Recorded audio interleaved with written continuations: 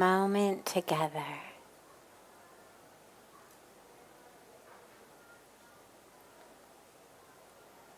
To allow ourselves to really arrive.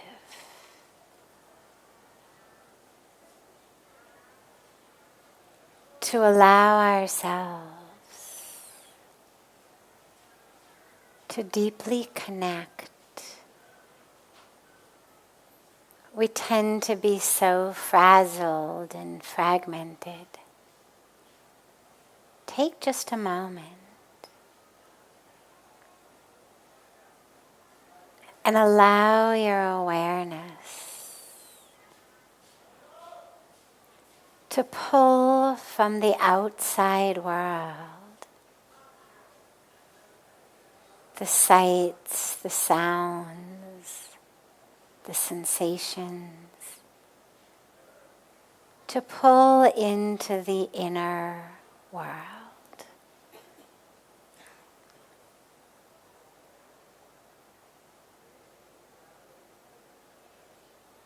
Don't try to make anything happen.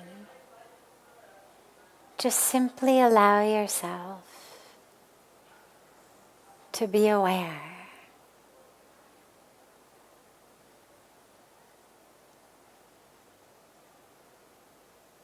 Bring a quality of full awareness to yourself right now.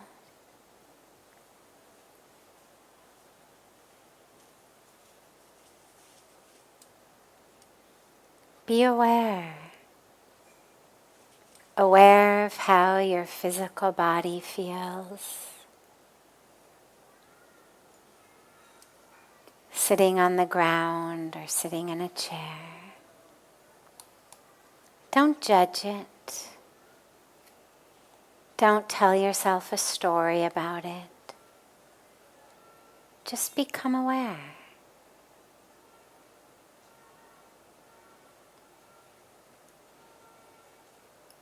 Is there tension somewhere? Is there tightness somewhere? Just be aware.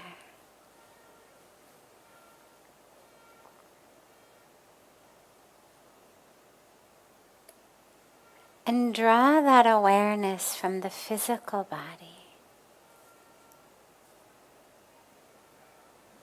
to the breath. Just be aware of the breath. Is it deep? Is it shallow?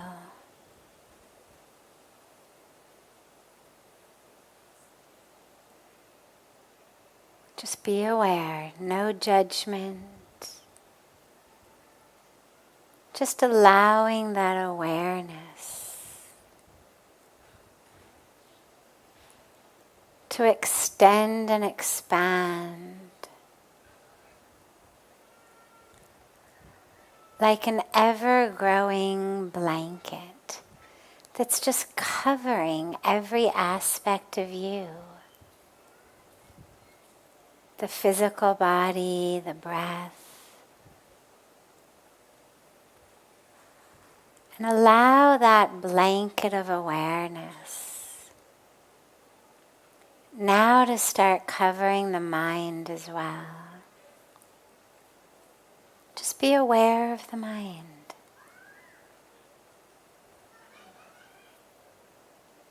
Is it still? Is it calm? Or is it fluttering about aimlessly? Or is it stuck in one thought or one emotion, one feeling state? Just be aware. Don't try to change anything.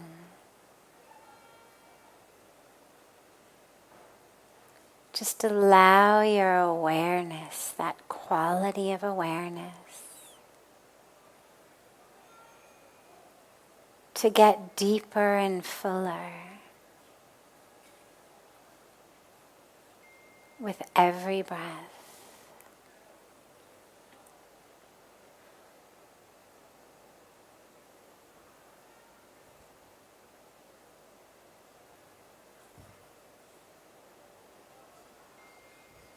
And if you find that the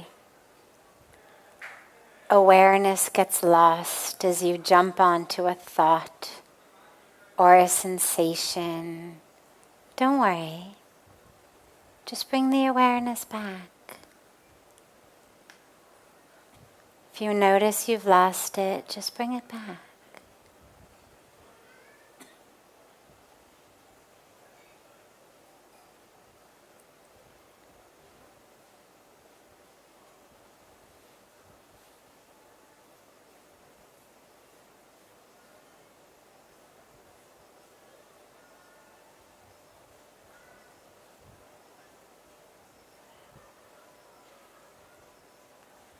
As you inhale, allow yourself to inhale that sacred energy, that sacred life force, that prana of this holy land. Just breathe it in.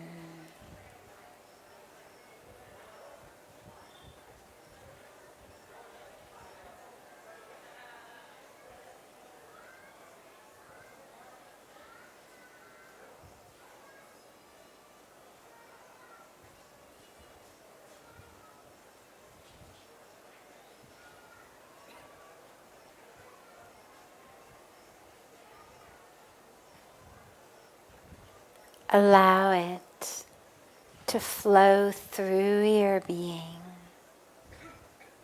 touching and awakening every cell of your being. Breathe it in.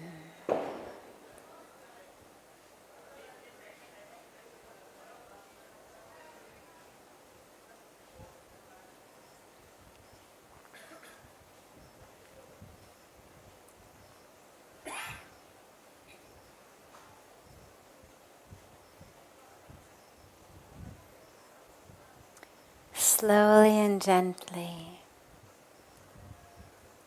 bring the palms of your hands together at chest level. And rub the palms of your hands gently against each other.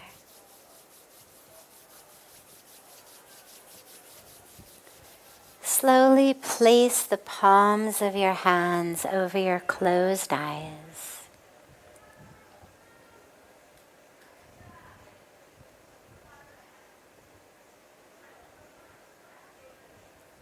Gently open the eyes and lower the hands.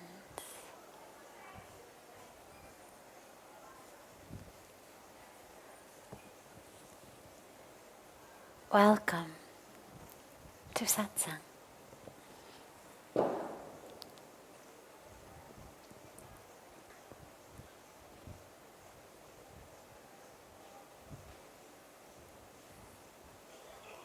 So beautiful to be with you all this evening.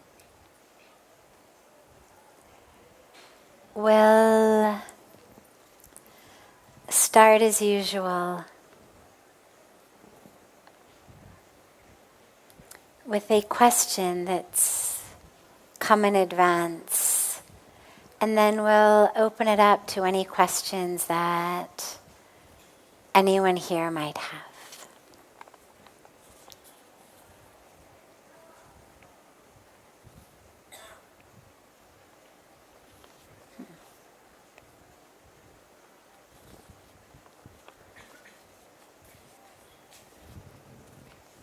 What life lesson? There's so many good questions. What life lesson did you learn the hard way? Sandeep भैया मेरे ख्याल में कि ये शायद गड़बड़ है, देख लीजिएगा उसका, मतलब आपको देखना है.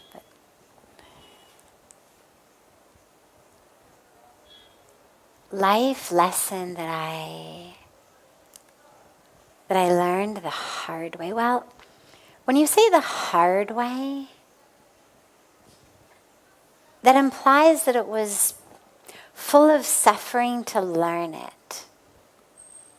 Whereas what I would say is,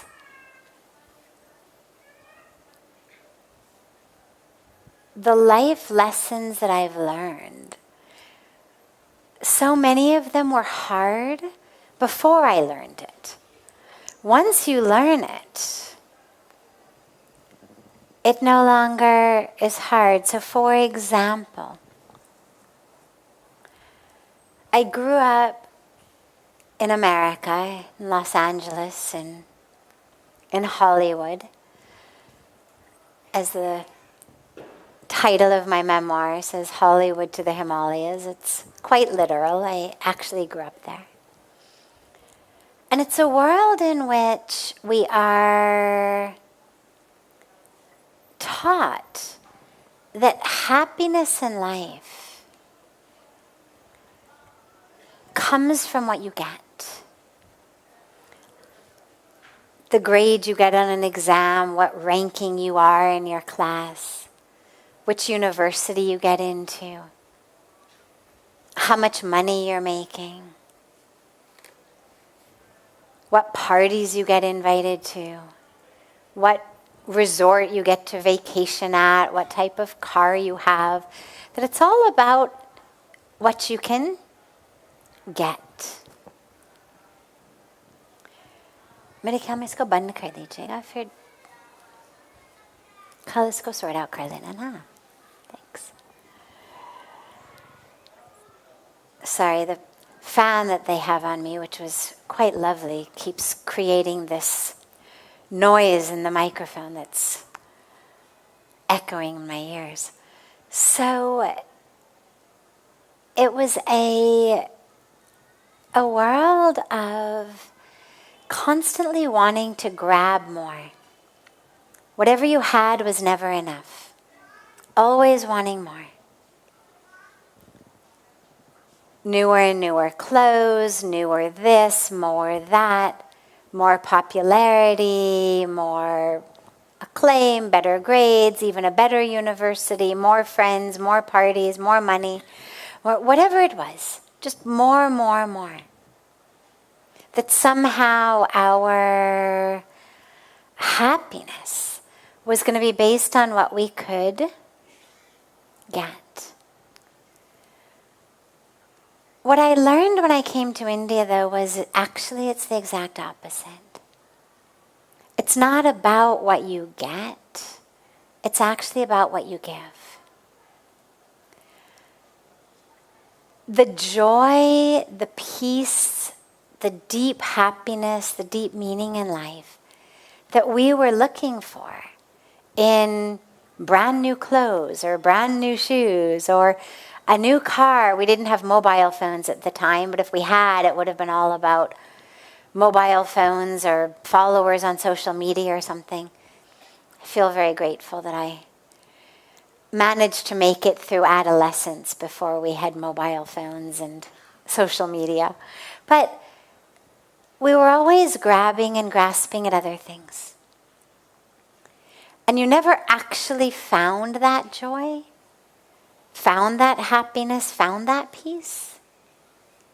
And when I came here and learned to be in seva, in service, the joy that I found was so much more than any joy that I had ever had by getting something, by buying something, by earning something or achieving something.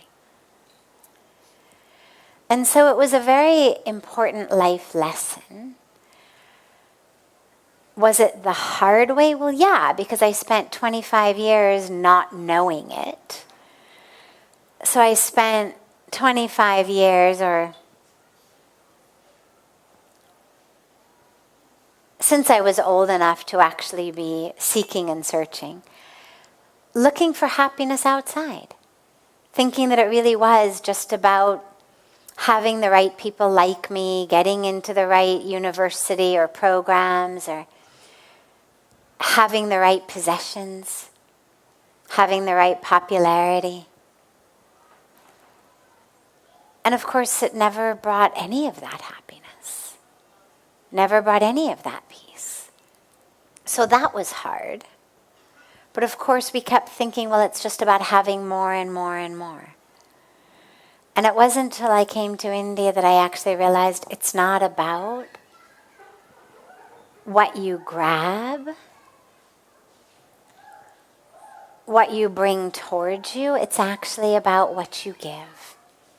And that the more I was able to serve, the more I was able to give, the happier and happier I got. Most life lessons we do learn the hard way, because either the actual act in learning it is difficult, like some challenge arises through which we learn the lesson, or in this case, we are stuck until we've learned it, because we actually think life is about something else. When I came here, Pujya Swamiji said to me, life's not about having more. Life's about being more, sharing more. Don't ask what for me, but ask what through me. And that shift has been an incredibly powerful lesson. And one that, of course, pertains to everyone. That's the beauty of lessons, is we're able to learn. We don't all have to stick our finger in an electrical outlet to see what happens. All you've got to do is know about one person who stuck their finger in an electrical outlet and got electrocuted, to know not to do it. That's why I feel so blessed to be able to share, to offer, to teach, is because I've had so many of these lessons that if I can prevent you from metaphorically having to stick your finger in an electrical outlet, because I already did it and I can tell you what happens, well, then that's a great blessing. And so the core teaching here really is, if what you're looking for is joy and peace and meaning in life and fulfillment, don't think it's going to come in something external. Don't think it's going to come by having more money, a better job, a nicer house, a nicer car. It's going to come from that internal connection to your true self, from which you realize you're so full that you just want to share and you just want to give. And that's where it comes from.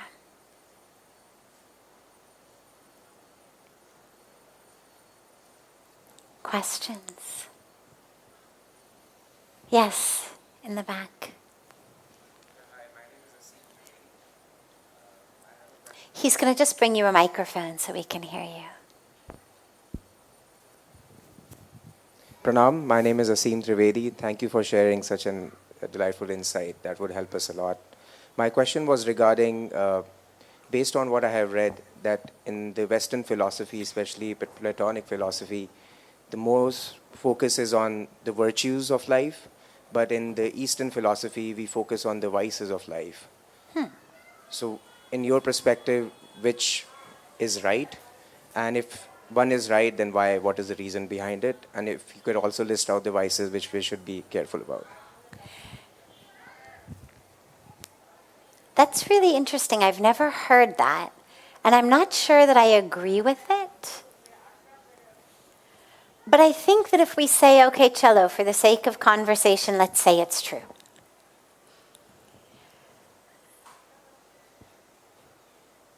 In the West, the religious traditions tend to be focused on what's called salvation, getting saved, being saved from the sinful nature of the self. So it would make sense then that we were being guided toward virtues. If we're looking for salvation, if I'm looking to free myself of the sinful nature of who I am, then yeah, these are going to be signposts. These are going to be mile markers along my way. Yes, I can cultivate the virtue of compassion. I can cultivate the virtue of generosity. I can cultivate the virtue of honesty. In Indian tradition, we're not looking so much for salvation because there is a sense actually that the core of who you are, the teaching is pure, is divine, is perfect. There's no need to save yourself.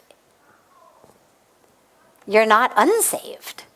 There is nothing sinful in you or about you. There's nothing evil in you or about you. Who you are is divine. However, we get stuck in ignorance, and that ignorance distracts us from the truth of who we are, wraps us up in Maya, as we say, that leads us into these vices. And so if we're focused on the vices in our tradition, the reason would be free yourself from these things. Free yourself from anger, free yourself from greed, free yourself from lust. For kam ban jate, because who you are already is pure, is divine. So you don't actually need to add something on to who you are. You simply need to remove that which is not self. The true self, the capital S self, is one with God, is pure, is love, is truth. That Divya Atma, that divine soul, that is who we are. And so if I can be aware of my vices, of the anger that draws me away from purity, of the jealousy that draws me away from purity, of the judgment and competition that draws me away from the awareness of my fullness, my wholeness. Well, if I can see those things, then I can work to eradicate them from my life. And then I'm left with just my fullness, my divinity. So again, I never heard that distinction between focused on virtues in the West and focused on vices in the East. But I think if I had to say why that would be, if it's true, I think this is why. Because here in the Indian spiritual tradition, in Sanatan Dharma, in our Vedic spirituality, it's all about freedom from ignorance. That ignorance is that which leads to suffering, and I need to be free of it. If I'm free of it, well, then I'm enlightened. Right? Enlightenment, as Pujya Swamiji always says, doesn't mean that suddenly you've got horns on your head. It means that you're living in the light. It means you have freed yourself of the darkness. But in order to free myself of something, I have to be aware that it exists. If I live in denial and repression, I'm not angry. Who you're saying is angry? Right? How many of us have ever said to someone, oh, stop being angry. Don't be angry. Please don't be angry. They say, I'm not angry. Or you made me angry. It's your fault. Well, that's denial. If I can't look at the anger in me that's blocking me from my true self, then I'm not going to be able to free myself from it. If I'm walking down the road and there's a huge rock in front of me, and I deny that it's there, I pretend it's not there, to make I'm going to trip on it and fall. I have to see it, acknowledge it, in order to move it out of my path. So I think that's why we might focus on the vices here, because once you remove those, kam ban jate, because you're already that divine soul. We just have to get free of that which blocks us from seeing it. It's like a lake or even a swimming pool. If there's no movement in the lake, or you haven't cleaned the swimming pool, it'll develop this film on the top of it. Right? If you have a swimming pool that you haven't cleaned and nobody's swam in it for several weeks, it's going to develop this really kind of gross layer on the top that has to be cleaned. On a lake, if it's very still and there's no movement in that lake, you'll see it'll develop a very thin layer on the top that makes you not be able to see clearly in it. You go to a lake that's very stagnant, or a pond that's stagnant, you can't see your reflection in it. You have to wipe that thin layer on the top away in order to get a clear reflection. In order to actually be able to see yourself in it, you've got to remove the grime that has formed on the top. So that grime you can think of as like the ignorance that leads us to the vices. So we focus on that so that we can remove it. Once it's removed, well, then my reflection in the lake is perfectly clear. And I can see myself. Doesn't do me any good if it's covered with grime to be looking to cultivate other new things. If I can't even see who I am. First, let me remove that layer of grime and see the truth of the self. That pure, divine, perfect view of the true self. Great. Other questions? Yes. Acha. Okay. I'm so sorry, I can't hear you. Mm-hmm. Sure. Yes.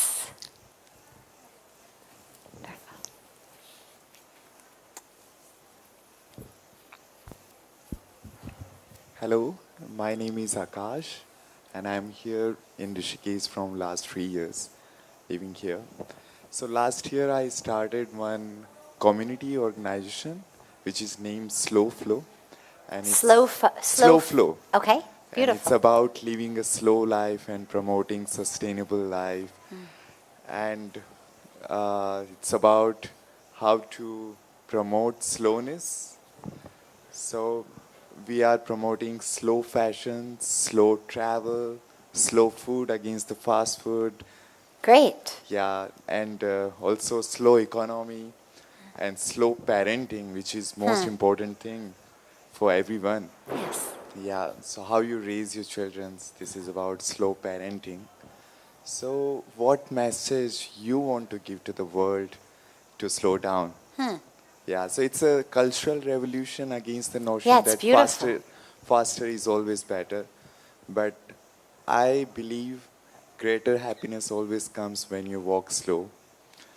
Yeah, so any message you want to give to share to the world, please. Thank you. On the 2nd of October was Mahatma Gandhiji's birthday, Gandhi Jayanti. And on Gandhi Jayanti, I was sharing one of my favorite teachings of Gandhiji, which is, what's the point of that fast speed? which has no direction. What's the point of going so fast if we have no direction? And that's exactly what's happening, as you've said, is we're moving so fast. But that speed itself is detrimental in many ways. And since we have no direction, we end up nowhere. I'm not sure that I would say that slow is always good and speed is always bad. I don't think that either of them is right or wrong inherently or intrinsically. I think that there's great value in both. The key, though, is that what makes slowness valuable. Otherwise, you'd say, well, what's the value in going slow? If I can do it fast, why do it slowly? The value in slowness is our ability to be aware. That proverbial slow down and smell the flowers.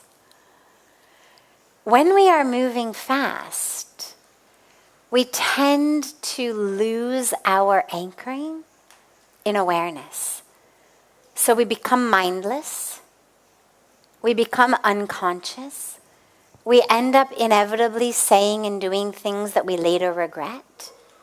That wasn't me. That's not what I meant. Those sorts of things almost always happen in times of stress because we're moving too quickly. We also end up losing that opportunity to really experience the depth and the joy of life if I'm not able to be aware. If I'm on autopilot, well, then I'm not really happy. Who's happy? Right? If I'm not even conscious in the moment, because I'm running on autopilot, because I'm running so fast that I can't be aware, juggling so many things that I'm nowhere, well, then I'm not able to really experience deep joy, deep peace, deep meaning, deep connection. So we need to be slow in order to become aware. But as our ability to be aware grows, it doesn't mean that we always need to be really slow. So for example, in meditation retreats, one of the practices is a walking meditation, where you literally, as the feet are on the ground, you really pay attention, so slow, such awareness, to the heel, and then the ball of the toe, and then the toes, and then the heel comes up, and the weight gently shifts, and then the other foot. And you're moving so slowly as your heel, and then the ball, and then the heel rises. Now, it's a beautiful practice. And it's a beautiful practice to bring awareness into walking. But ultimately, that doesn't mean that that's the best way to always walk. The practice is one that teaches us to be aware. But ideally, we should be able to bring that level of awareness into whatever speed we find ourselves moving. Similarly, you do, eating meditations or mindful eating, where you take a raisin, a grape, and you eat it over the period of 20 minutes, one raisin, one grape. And you really feel every bit, every bit of the juice, bit of the sugar that as it touches the mouth and goes down, it's a great practice. Anybody who has mindless eating habits, anybody who's used to eating in front of the TV or their phones or social media or whatever they're doing, it's a great practice to learn how to slow down. It really brings awareness.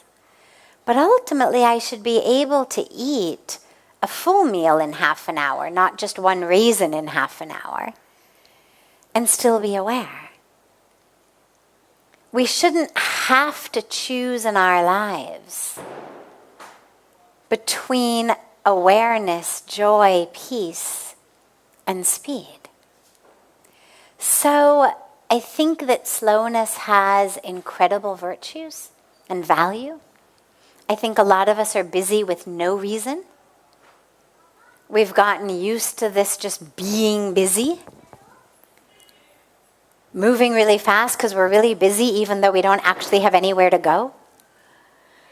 We're just busy and stressed and rushed out of habit. And slowness is a perfect antidote to that. Slow down. And there's moments in life, there's times in life, there's things we do where it's great to be able to do them at some sort of an efficient speed. If I'm at an airport and I've got to get onto my flight that's boarding, and it's at the last gate, me walking like this, like I would do in a meditation retreat, might make my walking even more mindful, but I'm going to miss my flight. So I need to be able to bring that level of mindfulness and awareness and connection into a life that also enables me to catch flights without having to show up at the airport the day before. And I think that's going to be really the key. Parenting, though, I would add a last point on parenting because it's something in and of itself. And you're absolutely right that in general we are over-parenting.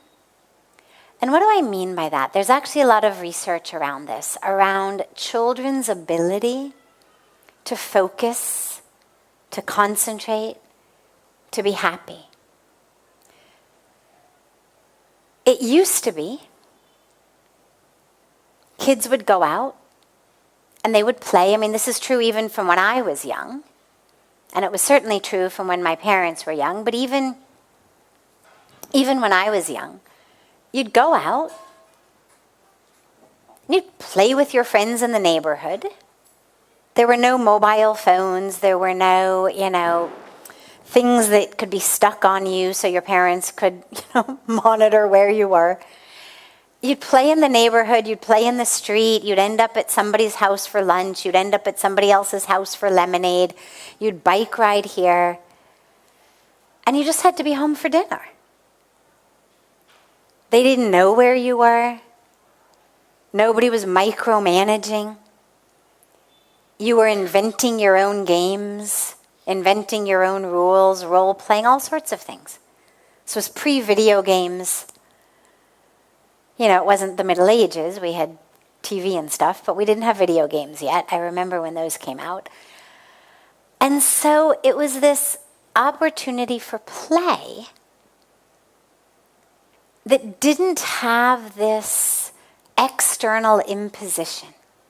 What has happened in recent years is, and some of it I think has to do with parents feeling guilty because they don't feel like they've got enough time with their kids. Parents are really busy. Parents are really preoccupied. So when they are with the kids, they tend to be really kind of overbearing. And what we do then is we hyperplay. So let's say that the child is sitting there and the child is very happy playing with Let's say something like this. It's nothing. It's just a thing that covers my glass of water. But let's say a child came over and picked it up, and it's a Frisbee. It's a UFO. It's a hat. It's, a whole world of games with this. As the child just begins to play, we, the parent, come in and we say, oh, look over here. Look what I've got for you. Come on, play with this toy. And then the child just starts with that. And we say, oh, look here. Look at this. The light. See, you push this. Look what happens. On, off, on, off. And we don't actually give the child time to actually be engaged with anything that they're doing for longer than a few minutes at a time. Because as parents, we're so hyper that we pass that on to the kid. We're constantly, if you watch parents with kids for a while, you'll see we're constantly pulling out of their hands what they're working on and trying to put something else into their hands that we think they'll have more fun with. We're constantly trying to keep them so entertained. Now, they don't look bored. They're happily playing with this thing. But we think, well, that can't possibly be interesting. My iPad is much more interesting. Look, look, look, here's all your games. And then something else. And so what we end up with is kids who tragically, at the very time that their brains are developing, end up being developed, primed, parented, taught to be constantly switching back and forth. They never learn to actually intensely focus on anything. They never learn to self-generate play because we are constantly throwing games and things in front of them. Imagination and creativity are perhaps the two most important things of childhood. But now, with all of the technology and all of what we have and our own hyperness, we're not letting kids really be creative, really use their imagination. So we say, the child, oh, this is my hat. And we say, no, here's a hat. Oh, you want to buy a hat? Okay, let's go to Amazon and find you a hat. Well, the lesson was not about what a poor hat this is. The lesson was all about imagination and creativity and learning about their world. So slowing down for parenting is something I'm all in favor of. The idea that somehow we are the best parent based on how many hours of our child's day we fill with extracurricular activities. No one just plays in the neighborhood anymore because everybody's afternoons and evenings and weekends are so full of all of these activities, but these activities are all guided by adults. It's not kids getting together to play a game. It's adults as the coaches, the referees, the ones telling them what to do. The kids are just pawns in the adults' hands. So they're never getting that skill of their own creativity, their own imagination,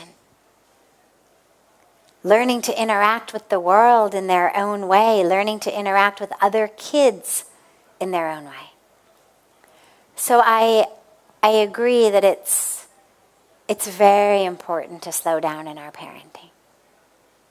Very important to allow children to just explore. Stop trying to prevent them from being bored. Being bored is actually great because they will create something. Let them be bored for 5 minutes. They're not going to sit there and be bored for 2 hours. They will invent something. They'll create something. They'll start playing with something. It's what kids do. But we're so worried that we're being bad parents if our child isn't entertained for 30 seconds. That we don't even give them the spaciousness for their own creativity. So I think bringing an idea of slow parenting is beautiful. And the last piece I would add to that is get them in nature. Because nature in and of itself is very slow. Things happen slowly, flowers open slowly, trees grow slowly. Things in nature move slowly, not, little animals on the way, but nature itself. And the grounding, the literal grounding impact on their nervous systems of being in dirt, in sand, in water, in trees, in the sun is probably the very best thing you can do for them. Beautiful. Have a beautiful rest of your evening, a beautiful morning and afternoon to our family joining us from all over the world. And so much love to you all. I look forward to being together again tomorrow evening.